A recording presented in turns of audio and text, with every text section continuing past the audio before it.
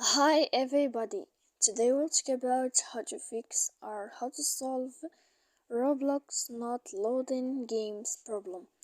To know how to fix or how to solve Roblox not loading games, you should just go to settings. Here in this page we click apps, default apps, app settings. When you find this page you will search about Roblox. Here in this list of app info we click on first stop and we click OK. Then we go to click storage. Here in this page we click clear cache, and in the end you can go to Play Store. You will search about Roblox. I don't have here update now, but when you will find it you can click to update your application. So please don't forget to support us, bell icon and subscribe. See you next time in another video, and thank you for your attention.